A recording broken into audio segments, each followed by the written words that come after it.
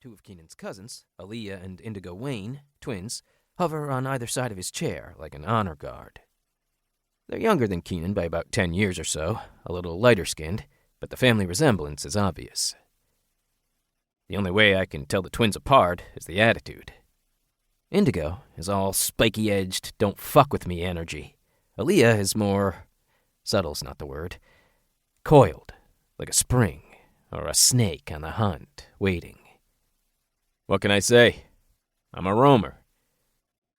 When the towers came down in Manhattan on 9/11, killing almost 3,000 people and injuring more than 6, the sheer number of people in the tri-state area who knew one of the dead or were close to someone who did was staggering.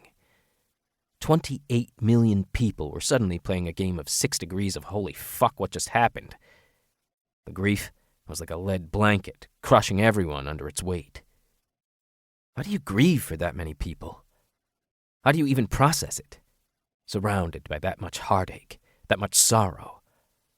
Some people buckle under the weight. Some prop up others and damage themselves in the process. Grief grinds you down, leaves you in shock. Even the professionals, the people who get paid to deal with it, they're hammered by it too. 3,000 deaths in an afternoon is going to break people. Now, up all that by a factor of 30.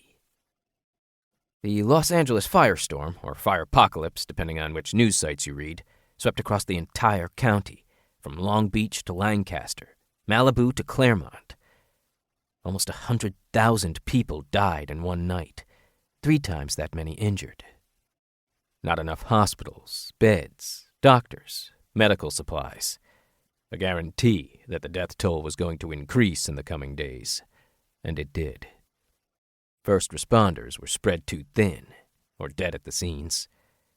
The fires hit men, women, boys, girls, infants. Straight, queer, black, white, Asian, Latino, it didn't care. Fire is an equal opportunity killer. Worse, it was magical fire.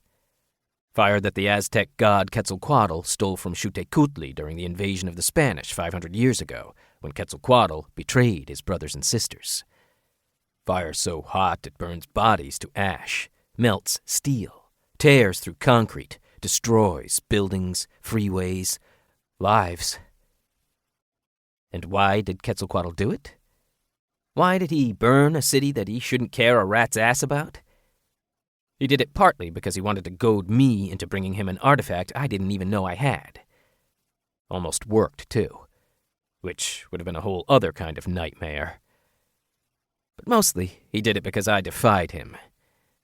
I refused to burn Mictlan, the Aztec land of the dead, to ash and destroy all the souls there for him. For that act of disrespect, he wanted to hurt me, so he burned L.A. to the ground. He didn't care that it killed 100,000 people. He didn't care that the people he murdered were innocent. He didn't care that he left behind ash, corpses, and heartbreak. Gods are assholes. Somehow, I don't think he just roamed on over to our neighborhood.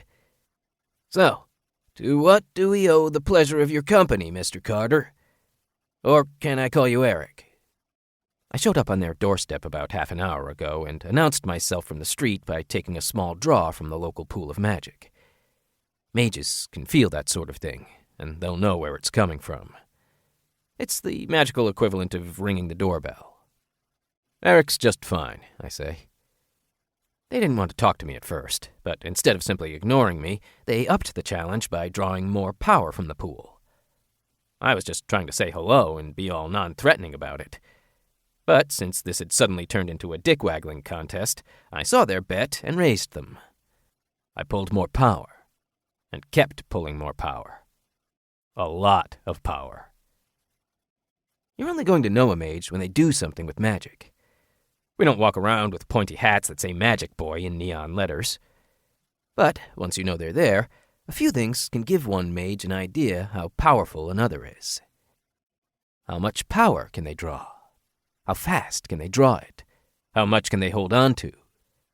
If you're really unlucky, you might find out how much they can disperse, like, say, with a really big fucking fireball.